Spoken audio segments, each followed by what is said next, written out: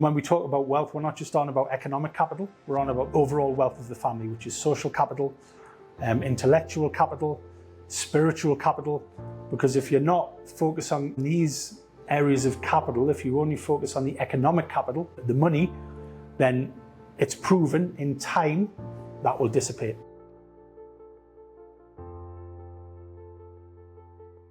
Welcome to the Rubasha Family Podcast. We're here for a very, very special interview. Now, I'm here in Nairobi, Kenya, and I'm here with Richard Waugh of Waugh McDonald, the Managing Director, specializing in family wealth. Now, you guys have had amazing awards here in Kenya, philanthropist. Most importantly, you're a father, right? So you're not just here, a business person who's a visionary who's chasing legacy, but you're a father, family man. And thank you so much for coming to do this interview. My pleasure. Tell us a little bit about yourself. Take it all the way back to the beginning, Richard. Who is Richard? Yeah, so I was born and brought up in the northeast of England.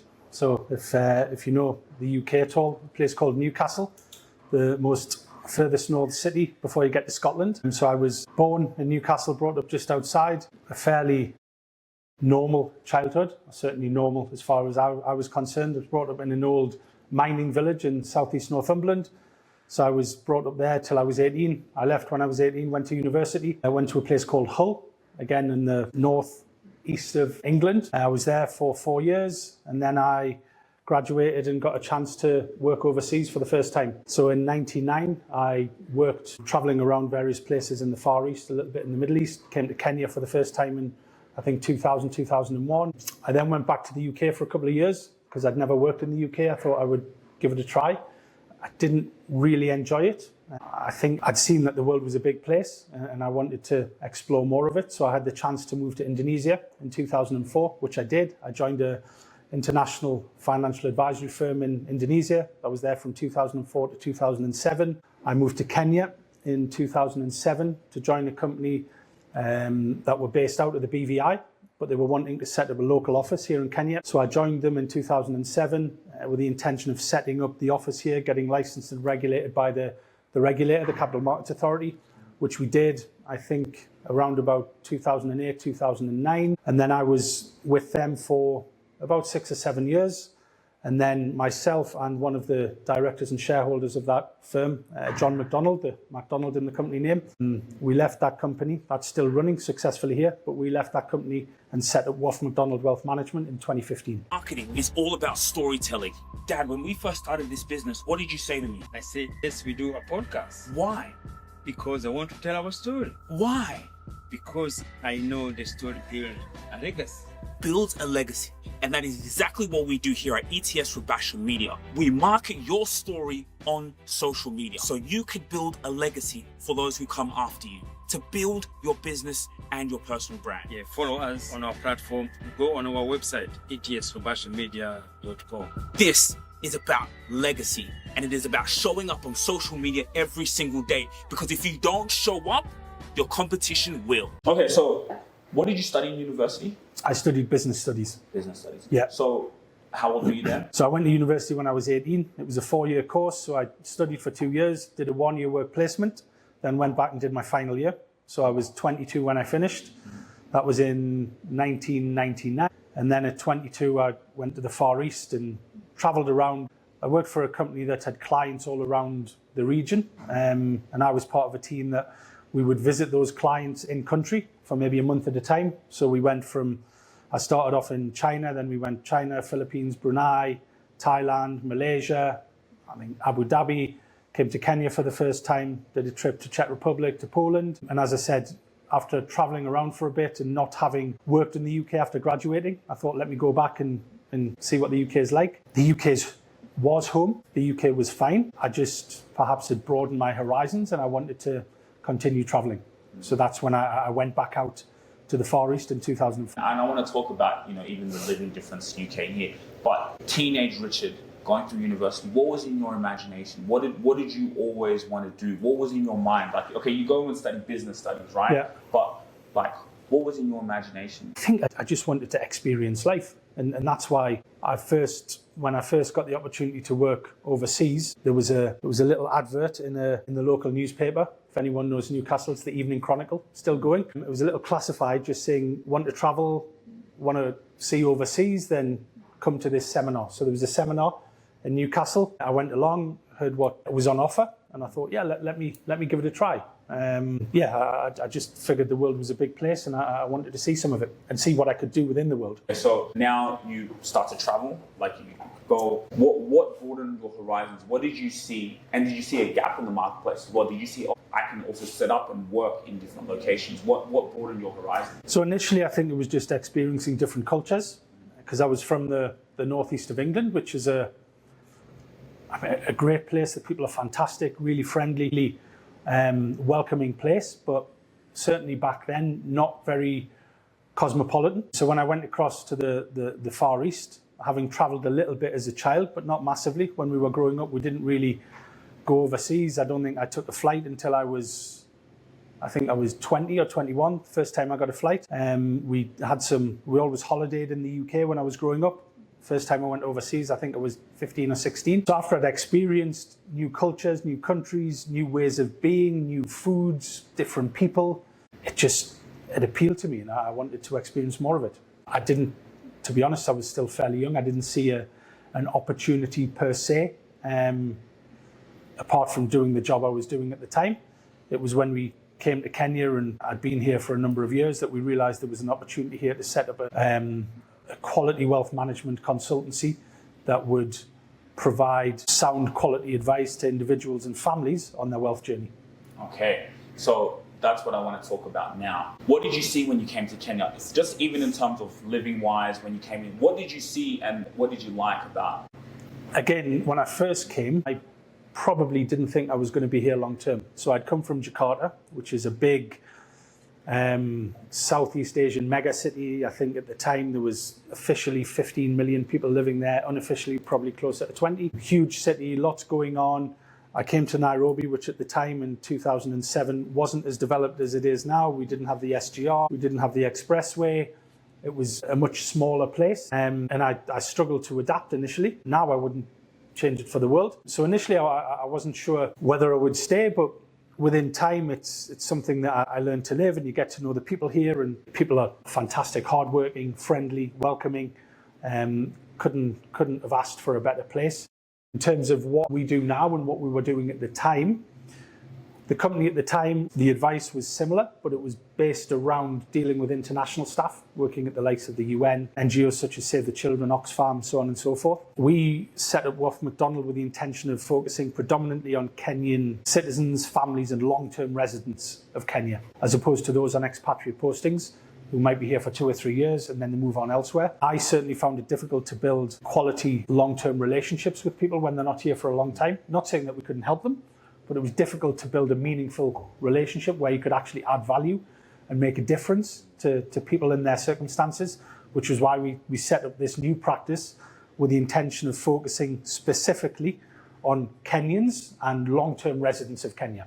In a service-based business, it is all about relationships. Trust and relationships, yeah, for sure. Trust and relationships. Yeah. They trust you, with their finances, and that's why I think this is quite valuable to be able to, how can we educate them? Kenyan families and long-term. So how did you guys start? How was it, right? Obviously, you and John said, okay, we can add value in the marketplace here for Kenyan families. How was the start of the business? Yeah, so we set the business up in 2015. Obviously, it was just John and I. It was, I think the terminology is bootstrapped. Mm-hmm. So we set it up using our own savings, initially working from a home office. So we applied to the authority, Capital Markets Authority, who we knew well from the previous practice. We applied for an investment advisor's license for Waugh McDonald. That's the license which allows us to be properly licensed or regulated here to give investment advice to Kenyan residents. So the first 2 or 3 years, I think, as with any startup, is difficult. You're setting up a new business, you're looking at building new relationships. We also were aware of the fact that we didn't want to step on the toes of our previous partner, and also we had an agreement that we wouldn't speak with any clients, which I think is normal in this profession. So we built slowly. It was a case of building trust with potential clients who then became clients, and then just slowly building the practice from there.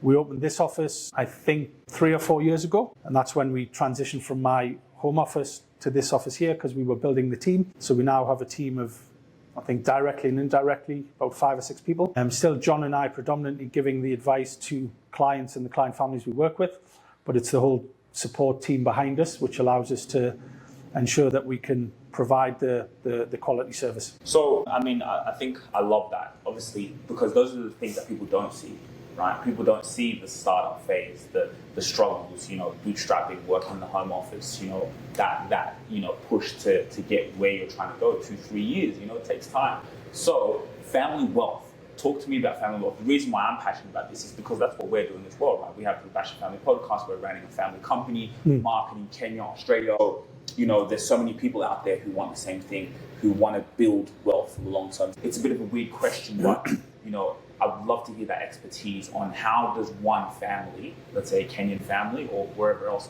start building the steps towards family wealth, and what does it take? And how can one get there with your advice and with the help of a company like yours? Yes, I think first of all, it's about understanding the purpose of the wealth that the family has created. And not every family sees family wealth and their family as being legacy wealth. Not everyone views the world in that way, which I suppose is what makes the world a beautiful place. Everyone has different opinions and different ideas on what's important and what they're about. If you're a family who wants to ensure that what you have been fortunate enough to accumulate, whether it's over 1, 2 or 3 generations, and you want to provide that and make sure that's provided and passed down to future generations, then you are what we would term as a legacy family.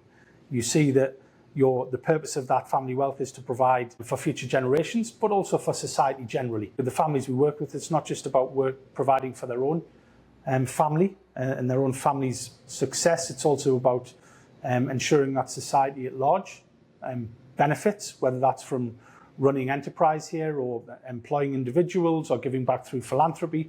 It's all about making sure that everyone benefits, I suppose. So it's about having the same vision as a family. And I think when you were last here, Sujira, you asked me what's the number one word or piece of advice for families, and I said communication, and I reiterate that. It's about communication.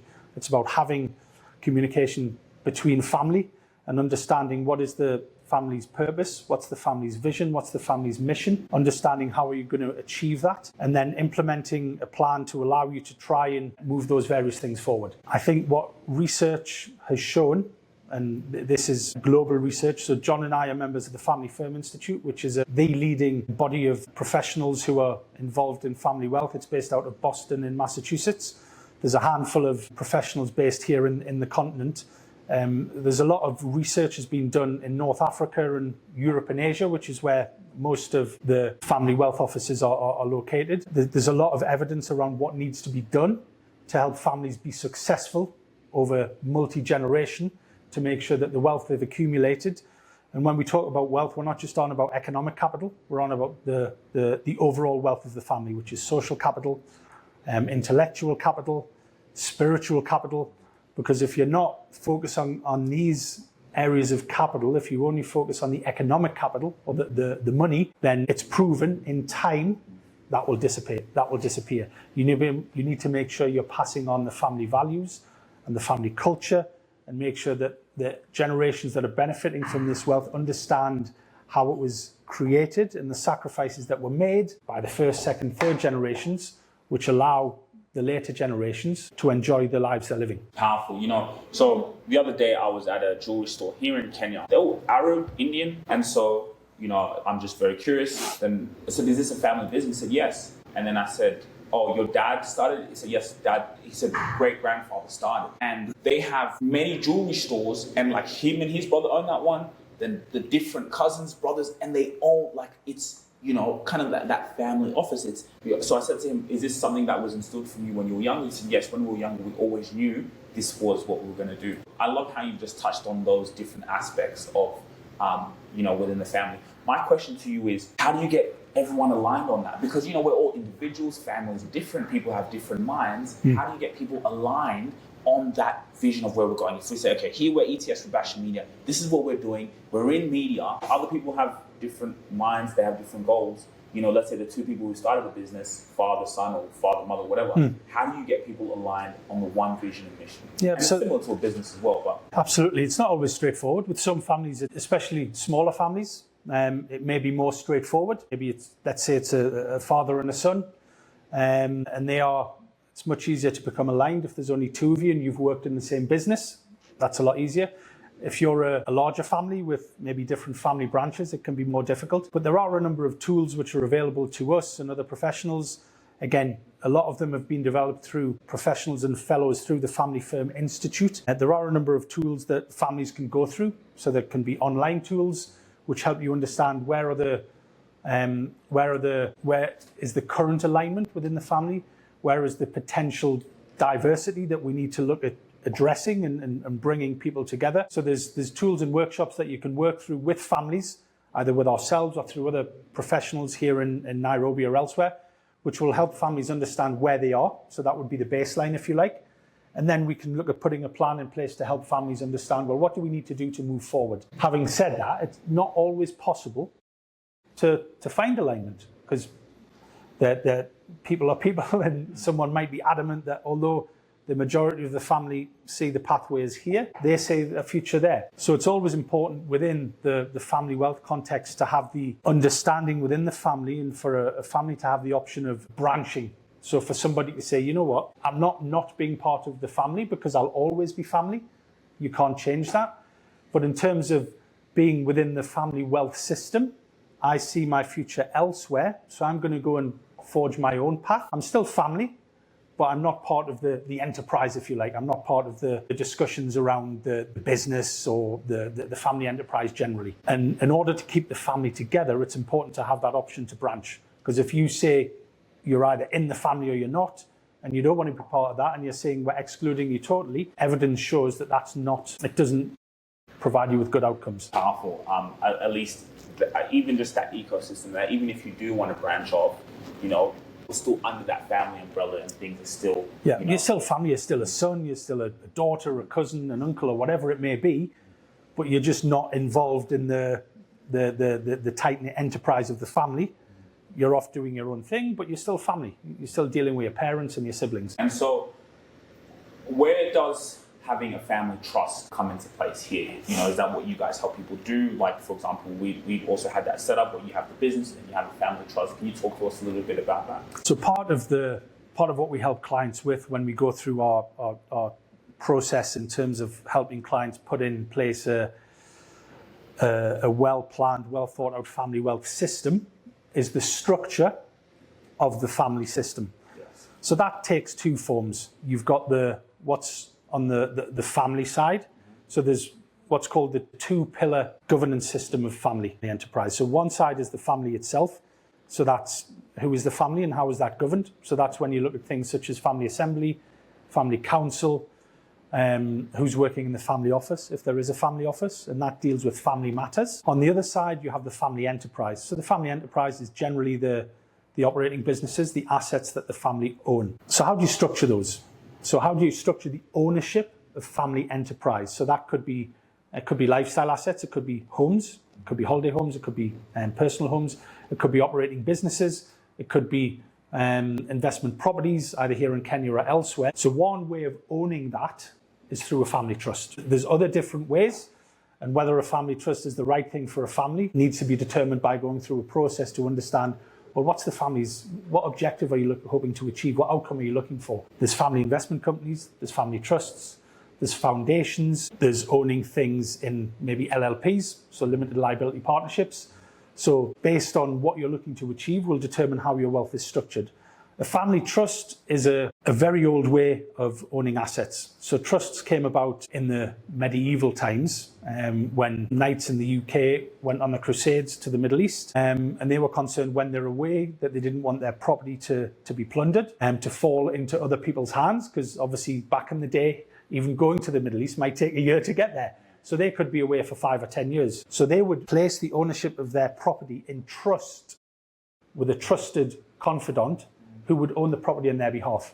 So essentially, a family trust is when you give up the legal ownership of your property to a trustee. That trustee can be an individual or it can be a professional trustee, so a corporate trustee. And those trustees have a fiduciary duty to own those assets and manage them in the best way on behalf of the beneficiaries. So you will have a settlor That's the person who settles the assets into a trust. You will have the trustees who own and manage those assets on behalf of the beneficiaries, and they are the people who can take benefit from those assets, but they don't actually own the assets. So one of the reasons many people will settle family trusts is it's a good way of making sure that assets stay within the family over generations. Because one issue you have, if you, for example, you own a property, Sajira, and you pass away, if that's in your estate, you will bequeath that to, let's say you had children, you bequeath that to your children. That's then in their hands, their ownership. They can then sell that if they wish. If they're married and they pass away, then usually the ownership will pass to their spouse. If assets are in a trust, then you can be pretty certain that that asset will stay in your family over generations. So if I get a divorce, and like things happen, you get a divorce, and everything, all my assets are under the family trust, the wife can't come and take, she can't come and take assets from the trust. Yeah, I mean, there's depending on where the trust is settled and depending on where you married prior, it's not as clear cut as that, but essentially, yes. If you're the settlor, you're first generation, you make your money with a family business with various assets, and you have 3 or 4 children, and you want to make sure that those assets are protected and are passed down for the benefit of your children and your grandchildren and future generations, then you can settle those into trust. The trustees will manage those assets within your guidance through what's called a letter of wishes, and then future beneficiaries, your children, your grandchildren, your great-grandchildren, can benefit from those assets in the future. So it may well be to pay for education, to pay for healthcare, to provide capital to help future generations set up a business. So there's a concept of what is called a family bank. So it's not literally a bank, but it's when a family may set aside a pot of capital, which can be accessed either through a distribution or through collateralizing that capital and providing a loan to a family member to set up a business. Because most families who've been successful in business want to make sure that that entrepreneurial spirit can be passed down future generations.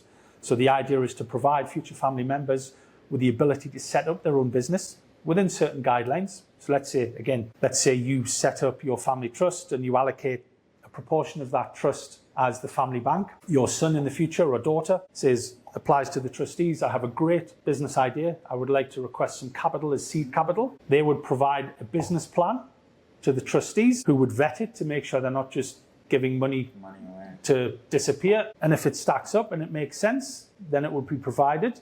It could be in the form of equity, it could be in the form of debt. And again, that would be based on your son or daughter saying, I would like 50% equity the family will have in this, or I would like debt and it'll be repaid on XYZ terms. And then that allows them to remain part of the family enterprise, but to pursue their own passion and dreams and building their own business, as opposed to having to stay within the current family system, which may not be of interest to them, may not be their passion. The idea about a sound family wealth system and our philosophy around family wealth economic capital is it should provide everyone the opportunity to flourish and become the best person they can be, not within the confines of this family business, but within what is their passion and what's important to them and how can they be the best they can be in doing whatever they want to do. And the family wealth system should be able to support them to achieve that. Because ultimately that's what a successful family is. Good relationships, happy, successful people.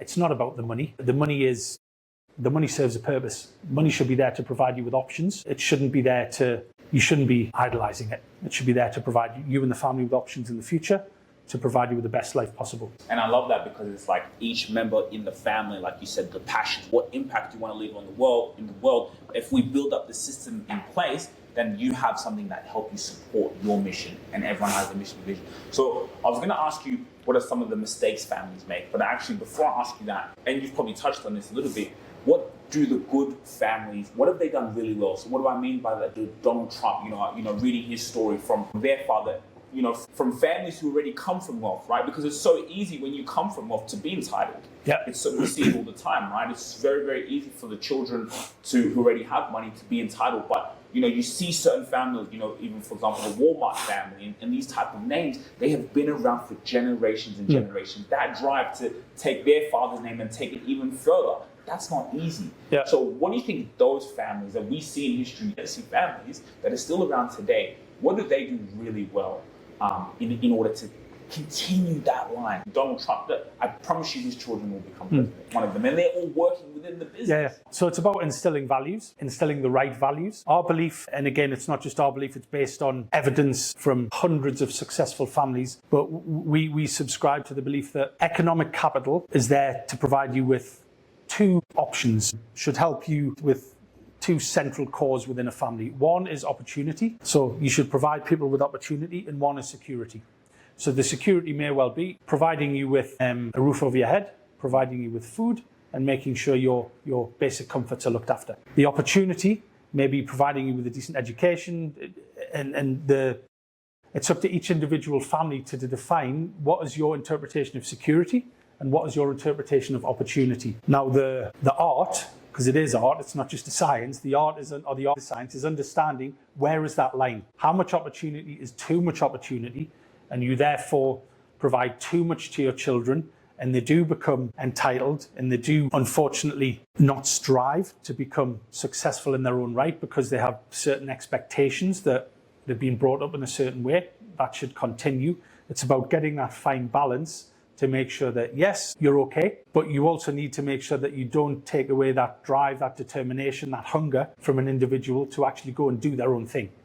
Because then ultimately you're having a negative effect. So we talk through some things with client families of the unintended consequences of wealth. And that are things such as younger generations having their identity all tied up with luxury and lifestyle. It's about, unfortunately, people having no motivation, no drive, because they don't need to try and achieve anything because it's all provided to them on a plate. It's all there on a silver platter. There's something called the 10 by 10 learning roadmap that we will go through with client families. And this 10 by 10 learning roadmap has been developed, and it splits a life well lived. So assuming somebody lives until, I think it's around about 80 or 85. So a good life, a full life, shall we say.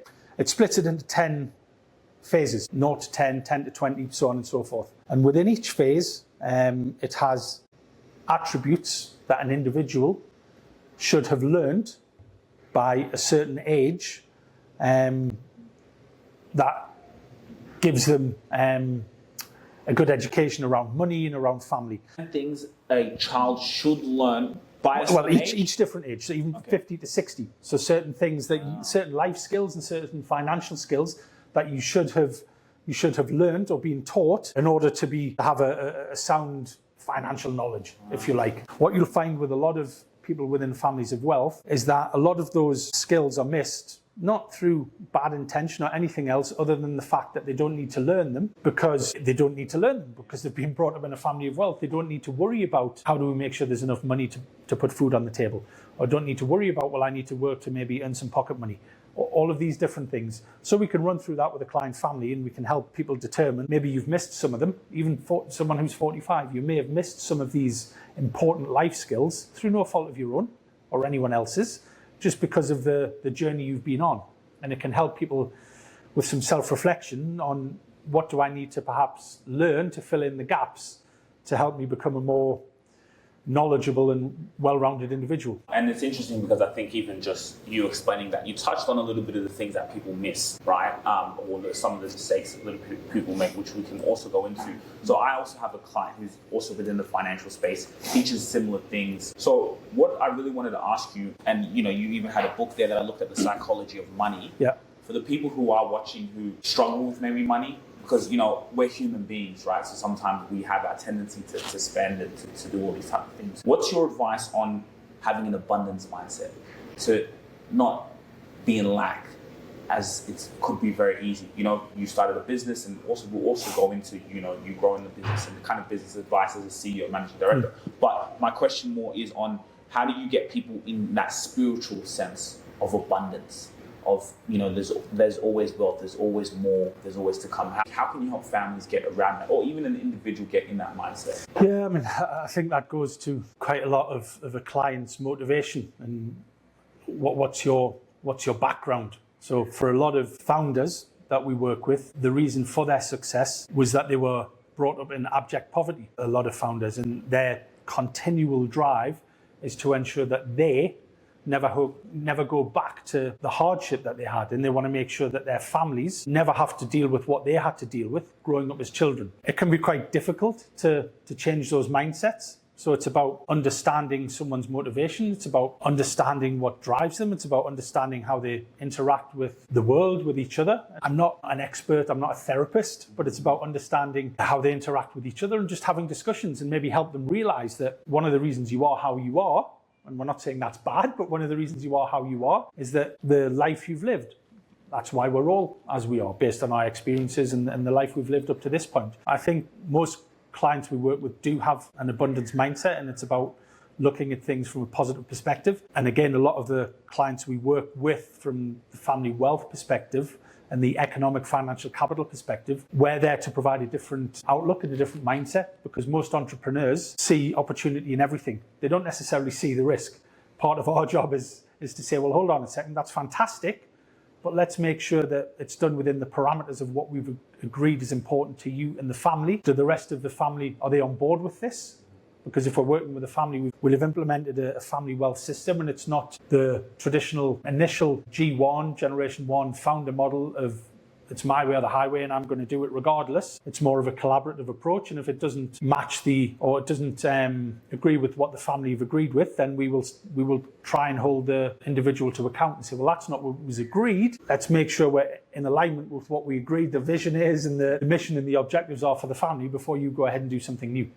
Actually, an interesting question as well. How do you, so for example, in a family, for example, family trust, we have directors, the founders. So at the same time, your best interest is for the family, but who do you kind of have to listen to? Do you know what I mean? Yeah. That's a very interesting one, because if, let's say, we're the founders or we're the directors of the company, we've set up the whole family trust, and then we come to you, Rich, this is the family, this is the values. Your best interest is for the family, but how do you kind of decipher whose advice you listen to? How do you take the action? Because at the same time, okay, if the directors of the family are the ones who, how do you do that? Absolutely, it's a good question. So our client, when we're working with families, our client is the family wealth system. It's not yourself as the founder who brought us in. It's not, in many scenarios, we've been brought in by G2, so the younger generation, around about our age, who've said, look, we know we need some assistance around the communication, the collaboration, succession and governance within the family system. So we've been brought in by maybe G2. There's no favoritism to one or the other. It is the family wealth system.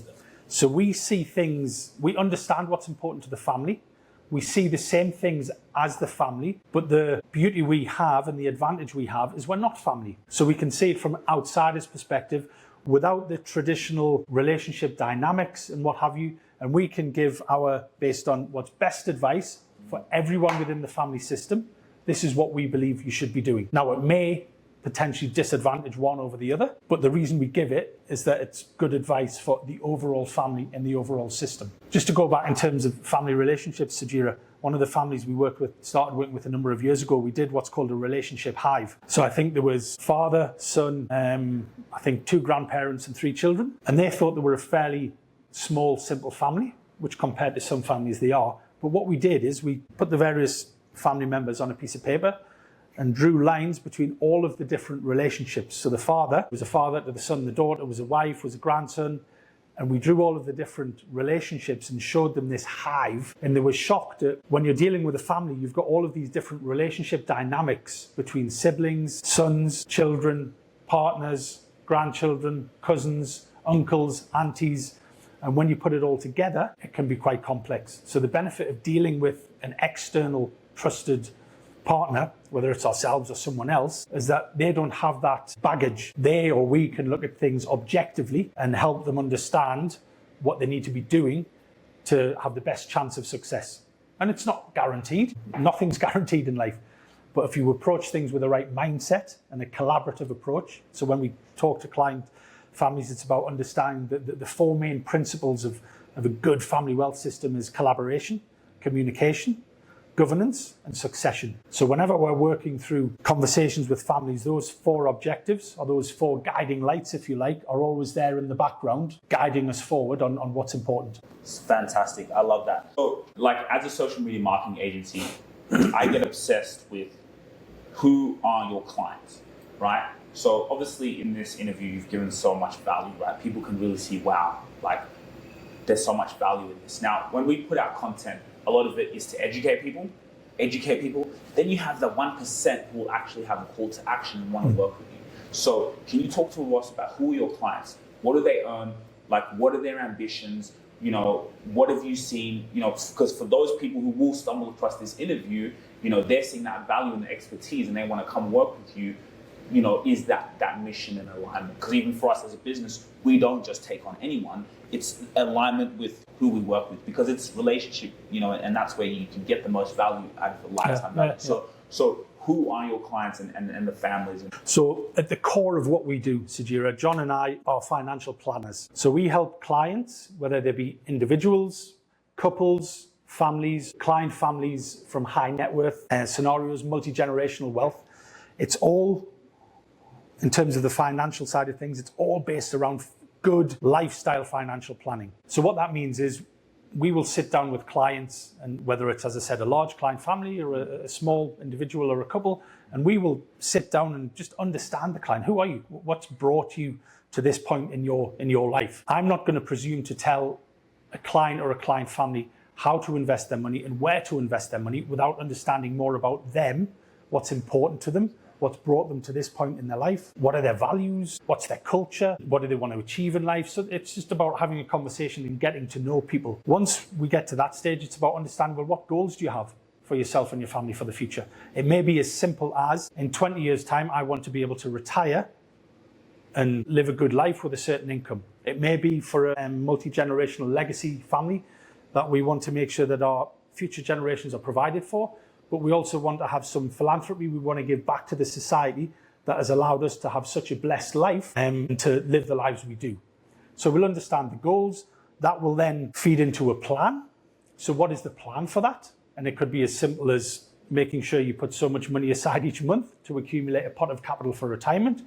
Or it could be as complex as settling family trusts, foundations, putting a family office in place, putting a family council in place, a family assembly in place, working with tax advisors, so on and so forth. It can be simple or complex. And that plan will then determine the investment portfolio, which is one of our core business areas. So we help clients understand where they should be investing, how they should be investing, and what sort of returns they should be getting from those investments. Wow. So it's, again, more of that vision, alignment. How can we actually help your best interests? Not just doing a job just because we want to do a job. How can we actually help the best interest of the family, of the couple? And it's adding value to a client's situation. And we'll tell that with every client we sit with. But we're not here to pick up fees and to make money from you.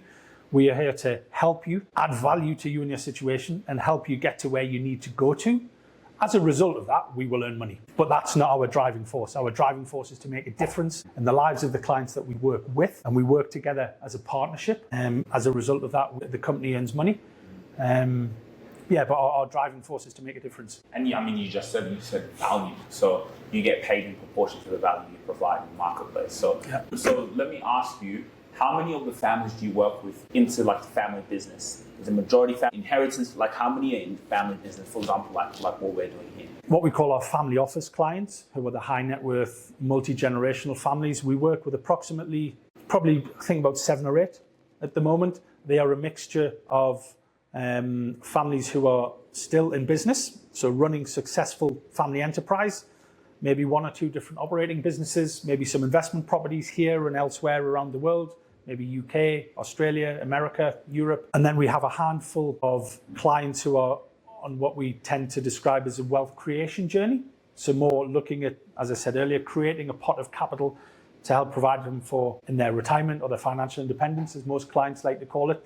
Because most of our clients are either employed, which is a smaller percentage, or are business owners themselves. Regardless of whether they've accumulated this capital, they may be on the journey. What they don't see themselves doing is retiring in the future, but we like to give them the option to have financial independence in the future for a couple of different reasons. One is nobody knows what's going to happen in the future. With the best will in the world, you may never want to retire, but if ill health or a shock in the economy takes your business away from you, you need to make sure you have a pot of capital to fall back on. Or it may well be that you change your mind in the future and you decide, you know what, I no longer want to go to the office, or I no longer want to go to the industrial area to sit and look after the family assets. I want to have the option to pursue different dreams and passions in the future. Amazing, powerful. And another question I wanted to ask you on the business side of things, managing director, what does the day-to-day look like for you? So it's quite different because obviously we're in the service space. So it may well be that one day we'll be in the office from 9 o'clock. I say 9, I would like to be in a bit earlier, but as we mentioned earlier, I take our little one to kindergarten.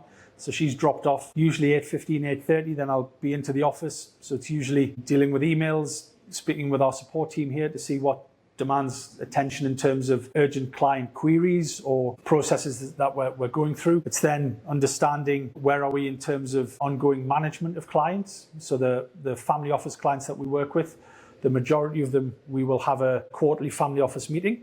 Now that might be as simple as just an investment review to understand where they are in terms of their investments, what's happened and why has that happened. Now obviously we don't control the economy, but we like to keep clients abreast of what's happening and why, and what we can kind of expect to happen in the next months and years ahead. And does that keep them on target with what they need to achieve to help them achieve their goals and objectives?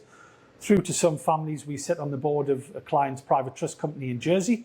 So we have a fiduciary duty to hold a quarterly board meeting, which we will do with ourselves, the family and the professional trustees overseas. So that's a professional requirement that we need to have a quarterly board meeting to make sure that from a fiduciary perspective, the regulatory requirements are followed. From a financial planning client perspective, we generally will meet with clients annually for a review and planning meeting, again, to make sure that they're on target to achieve the goals that they set out to achieve. But we also update clients on a quarterly basis via email. So we try and stay in touch with clients as much as possible. I don't pretend that clients read everything we send out, but we want to try and keep clients as up to date and abreast of what's happening, especially at the moment where things are quite volatile. In terms of what's happening politically and economically, we just want to make sure clients are kept up to speed and not to panic.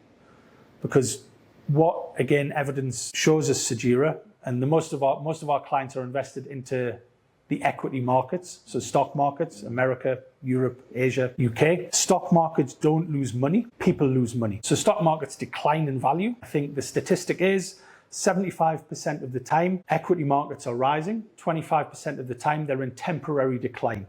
Now that decline might be 1 month, 3 months, it might be 12 months. It's our job to make sure clients don't panic in those moments of decline, and that's when losses are crystallized. So that's part of the financial planning process, is to make sure you don't panic, you understand values of investment portfolios will fall, because that's what happens. If you want to invest and make money, you need to understand the price of that is that you will at some point have a temporary decline. And part of our job is to help our clients understand that and manage their emotional responses, because a lot of it is around behavioral responses, and to make sure you don't panic when things fall, because we know that's going to happen. We sit tight, and over time things will become good. If we have clients who are in a drawdown process, we make sure through the financial planning process they have enough cash at hand so they don't have to sell an investment portfolio and crystallize a loss. They can dip into their cash or their money market fund to make sure they give time for that investment portfolio to bounce back, and everything works well. So much angles into it, and I could kind of keep talking about this all day long. What does 10 years look like for Richard? What's Richard doing in 10 years? Are we looking at an exit of the company? Are we looking at what you've been talking about here, passing this down on? Obviously you have a partner, John, as well. What does 10 years look like for you? And I've had this thing as I've been working. I looked and I was like, there's no such thing as retirement. Like, I honestly believe you retire when you die. Because, when you have a purpose, like this, you can talk about this, you could keep talking about this for another 4 or 5 hours, right? I can see you're passionate about it.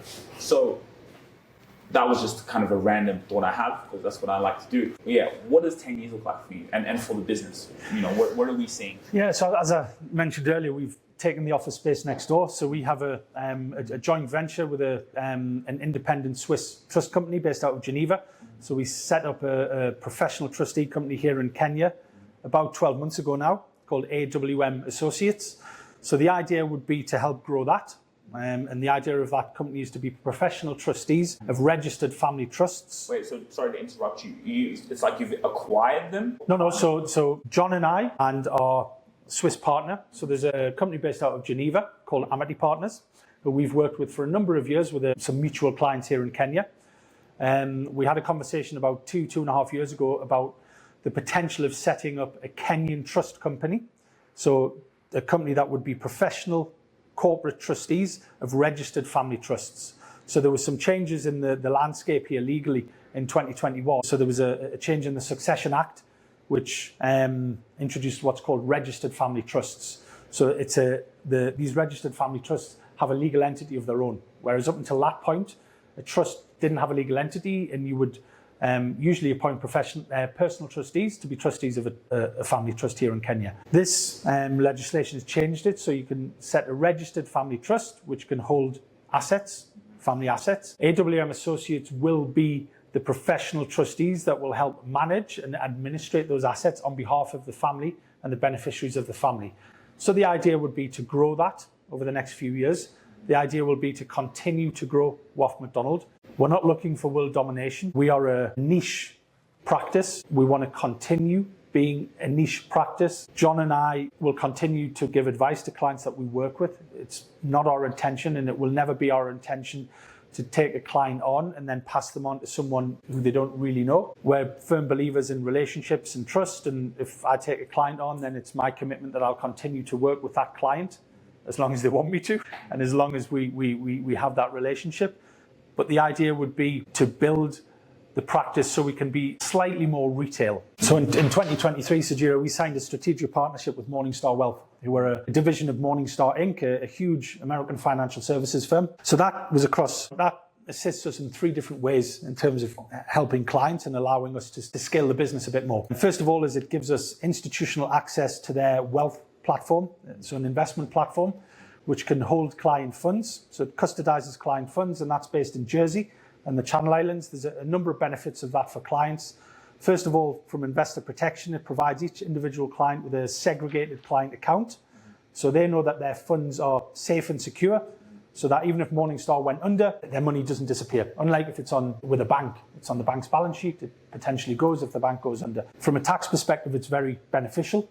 So it helps clients' funds roll up gross of tax. So it helps them achieve their longer term objectives a bit easier and a bit quicker.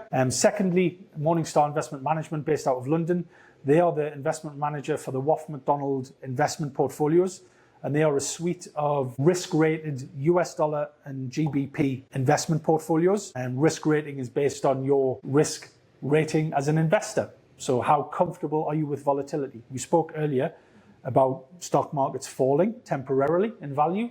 If you're not comfortable with that, we can design a portfolio which dampens that a little bit by putting some other fixed income assets in there, fixed income bonds or cash. That would reduce the potential for volatility.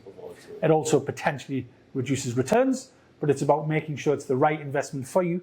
And as we referred to earlier, you're not going to make a classic investor mistake and panic and sell and lose money. And the third aspect is we have access, or we work with their practice management system called Wealthcraft, and all of these integrate.